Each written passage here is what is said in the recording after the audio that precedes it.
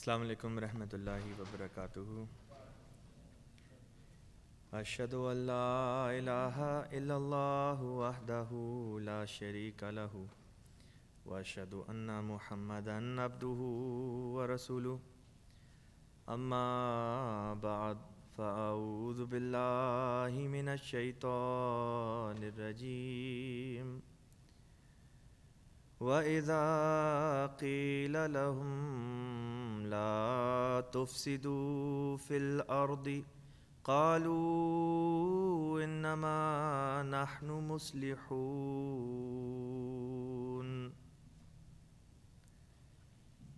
As you're all aware, by the grace of Allah, the Almighty, we are currently covering the first 17 verses of Surah al-Baqarah. In our last week's Qur'an class, we studied verse number 11, and in tonight's Qur'an class, we will be looking at verse number 12. We will go through the word-for-word translation. We will look at the etymology of certain words, the roots, the madda, and we will also look at different derivatives which are formed from the same roots and are used elsewhere in the Holy Qur'an. And then at the end we will look at the deeper understanding, the commentary, the tafsir of this specific verse. Before we do split word translation, do we have a microphone for the audience as well? Please do. In the meantime, we'll do the split word translation or word for word translation.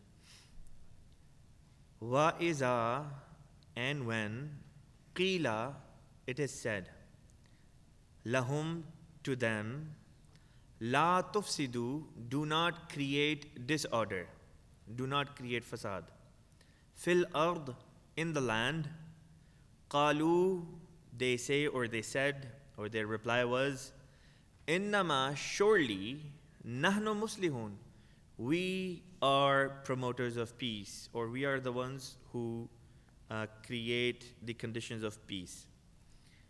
And when it is said to them, do not create disorder on earth, they say we are only promoters of peace. اور جب انہیں کہا جاتا ہے کہ زمین میں فساد نہ کرو تو وہ کہتے ہیں کہ ہم تو یقیناً اصلاح کرنے والے ہیں. تو یہ ہے اس آیت کا ترجمہ. Before we move forward, I quickly wanted to see how the local membership reads this verse. So I want to check your pronunciation of this, or the recitation of this specific word. Can I get a few volunteers who would be willing to recite this verse? وَإِذَا قِيلَ لَهُمْ لَا تُفْسِدُوا فِي الْأَرْضِ قَالُوا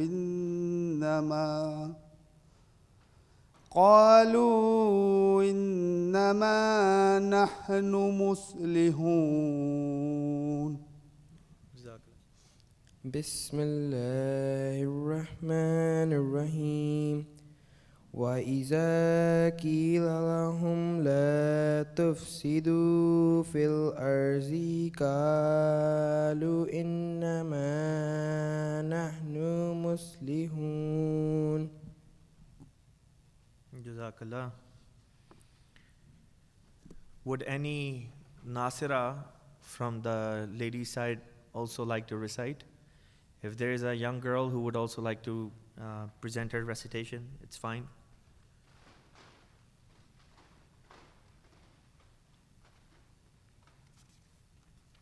اگر ناصرات کی طرف سے کسی نے نمائندگی کرنی ہے تو پڑھ دیں, اگر نہیں ہے تو بھی بتا دیں.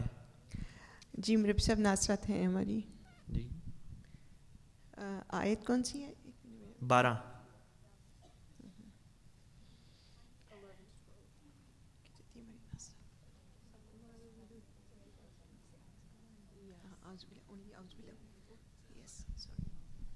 السلام علیکم. وعلیکم السلام.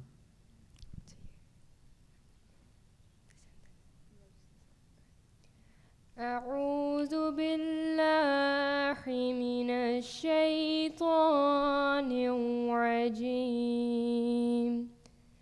بسم الله الرحمن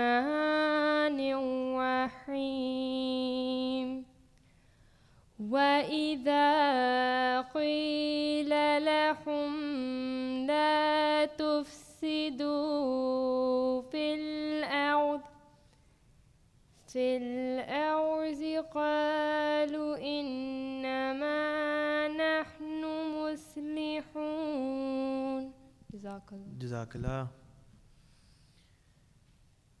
So we have covered the word-for-word translation of this verse. There are two new roots that appear in this verse. हमने जो लफ्ज़ी तर्जुमा है इस आयत का वो भी उससे गुज़र गए हैं, कवर कर लिया है. अब जो इस आयत में जो दो नए मादे आए हैं अब उनको देखते हैं. There are two new roots which have been mentioned by Allah the Almighty in this specific verse, which we have not looked at before. The first new root is in the word la tufsidu. La tufsidu is imperative, is fail amr. It means do not create disorder. And the word we're looking at is tufsidu. The root of tufsidu is fasada. Fa, Sin and Dal. Fasada, according to Imam Raghib, means the following. यहाँ पे जो पहला मादा नया आया है वो लफ्ज़ ला तुफसीदू का है और ला तुफसीदू का मतलब फ़ेल अमर में आता है कि फ़साद ना करो या फ़साद बर्पा ना करो.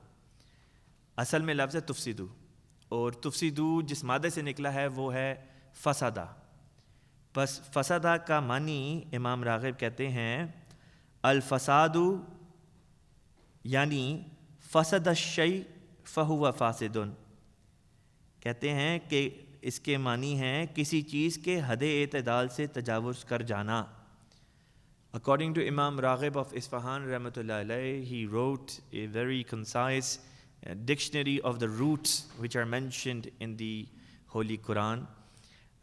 He says the root fasada means when something breaks away from the limits set forth. जब कोई चीज़ हद-ए-इत्दाल से तजावुज़ कर जाए, इसका मतलब है कि कभी ये हद से नीचे रह जाती है और कभी ये हद से दूसरे रंग में तजावुज़ कर जाती है.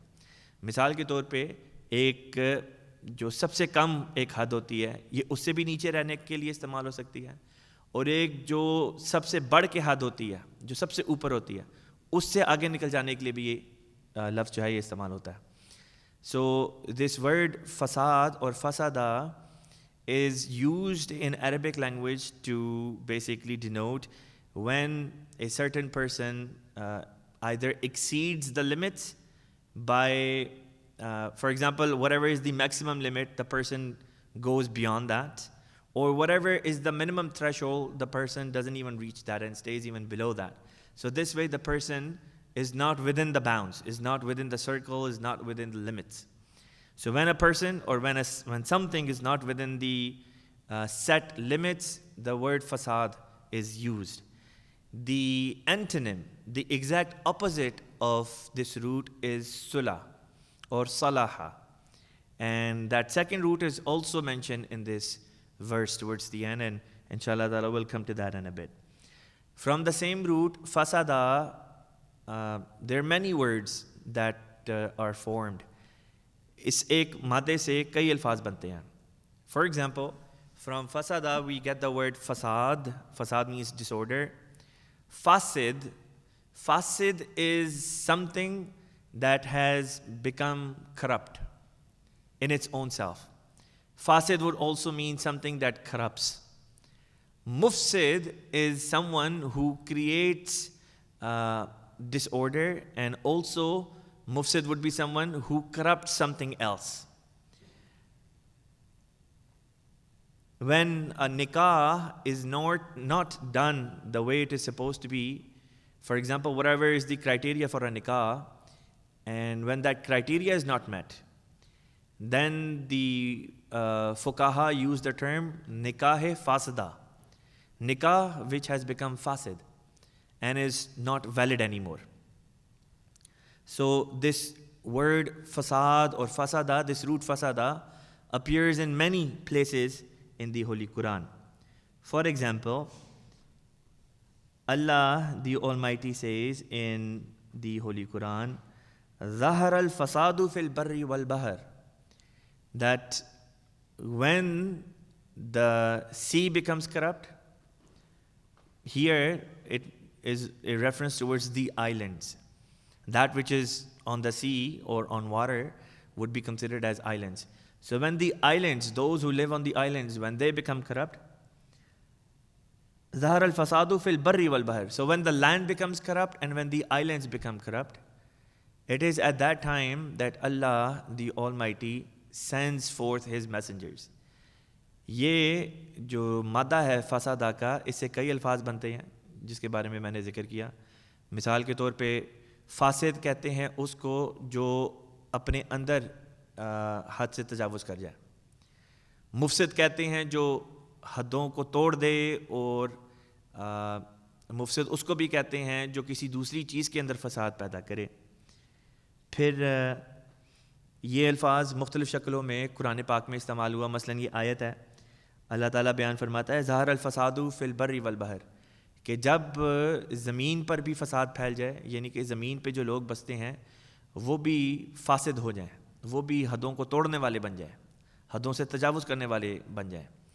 वल बहर, और वो जो islands पे रहते. Some of the symptoms which have been mentioned in the Islamic scripture about hypocrites include that it's very difficult for them to offer prayers. Look, in Islam, after Shahada, the most important injunction on day-to-day basis are the 5 daily prayers. It's very likely that a person might very well claim that, look, I am a mu'min, I am a believer, I am a Muslim.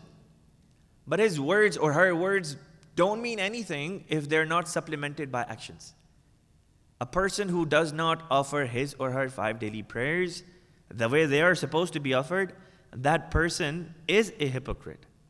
A person who knows that Islam requires financial sacrifices on his or her part, yet chooses not to take part in those financial sacrifices, that individual, according to Islam, is a hypocrite.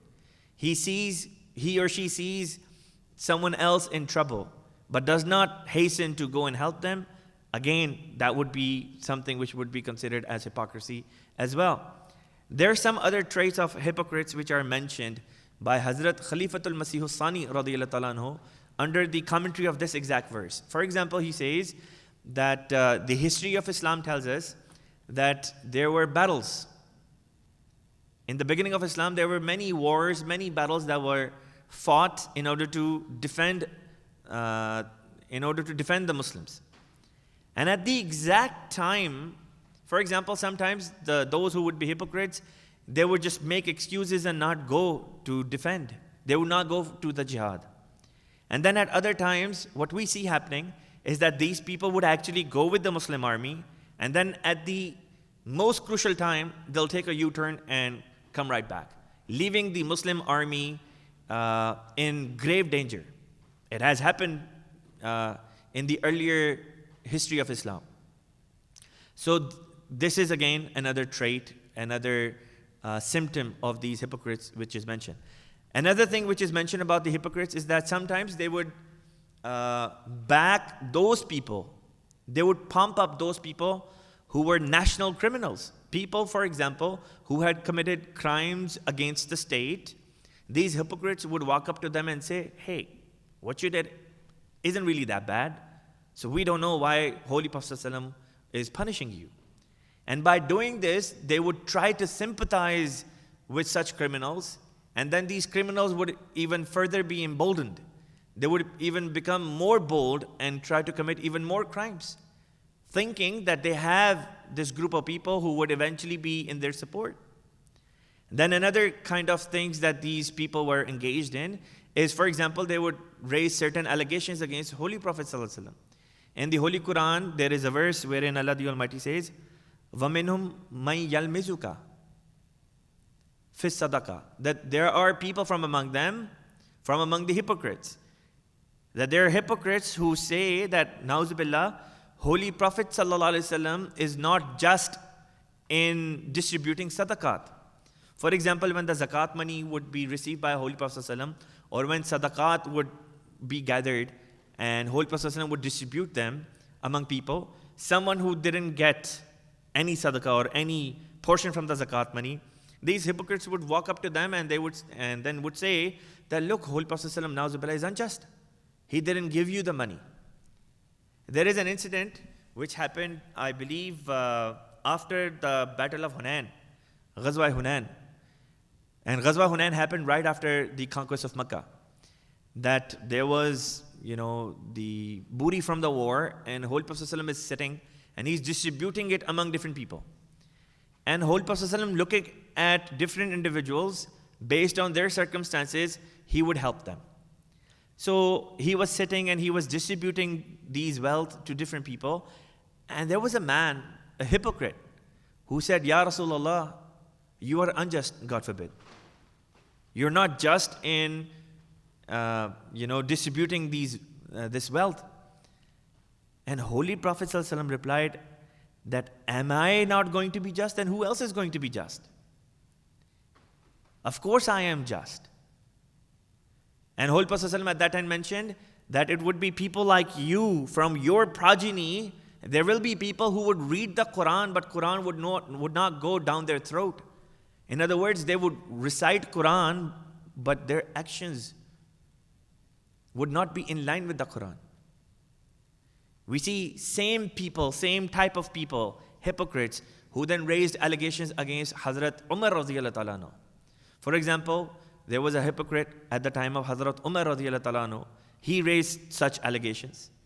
One person raised this allegation that, "O Khalifa," referring to Hazrat Umar radiyallahu ta'ala anhu, "where did you get this cloak that you're wearing? The outer garment that you're wearing, the coat you're wearing, where did you get the money for that?" There were people who existed back then, and there are people who exist even today, who raise allegations against the Khalifa of the time, or against Khulafa that have gone before. So these are again some of the symptoms of hypocrites which are mentioned. Another symptom of hypocrisy which is mentioned in the Holy Quran is that these people would say that regarding Holy Prophet ﷺ, huwa uzunun, that he is ear, all hearing ear. In other words, they would say that Holy Prophet ﷺ is spying on people, as if Holy Prophet ﷺ does not support the concept of free speech or freedom of expression. Of course, Holy Prophet ﷺ supported the concept of free speech and freedom of expression. But this is how these people were acting, operating within the society in order to create disorder. So Allah, the Almighty, tells us in this specific verse of the Holy Quran that these people are trying to break the limits. They're trying to exceed the limits. They're trying to create disorder in the land, fasad in the land. And when they're told that what you're doing is contrary to fasad, they say, no, how is it possible? We're doing all of these things only to create peace in the land. On 6th of August 1913 in Akhbar al-Fazl, Hazrat Khalifatul Masih Awwal, may Allah be pleased with him, he mentioned that when a speaker or when a wise means someone who gives a lecture. So when a lecturer is giving a dars and he talks about hypocrisy and says, look, don't commit hypocrisy. And there are people who say that we are Muslim ba Muslim, we are ba Muslim Allah Allah, ba Brahman Ram Ram. They say that our case is similar to a person who acts like a Muslim and says Allah Allah in front of a Muslim, and when that person is with the Hindus, with Brahmins, he says Ram Ram. In other words, we are like Muslims with Muslims and we are like Hindus with Hindus. And by doing so, we are trying to establish peace. We're trying to be on good terms with each side, with everyone. You know, in the New Testament, there is a verse which is quoted by, or which is a statement by Paul. Paul was one of the people, or was the person, who corrupted Christianity. And what we see today in the form of Christianity is actually Paulinity. It's not Christianity. Because what Christ taught is not the New Testament anymore. Rather, what Paul taught is what is what now defines the New Testament. And Paul himself says that with Romans, he was Roman, like a Roman, and with Jews, he was like a Jew. So if he would meet a person, he would act as if he is his best friend, and he would try to act the way that person would act. And when he would leave that person and move on to another person of a different faith, he would act as if he belongs to that faith. This is textbook definition of hypocrisy. And exactly what was mentioned by Hazrat Khalifatul Masihul Awwal radiyallahu ta'ala anhu. So once again, when these people are taught, when the hypocrites are confronted and are told that, look, what you're doing is not creating order in the land, it's doing the exact opposite of it. But these people don't really understand. They don't see the ill effects of what they're doing. Or even if they do, they just ignore it. Inshallah ta'ala, we'll continue with the next verse next week. Wa akhiru dawana anil hamdulillahi rabbil alameen.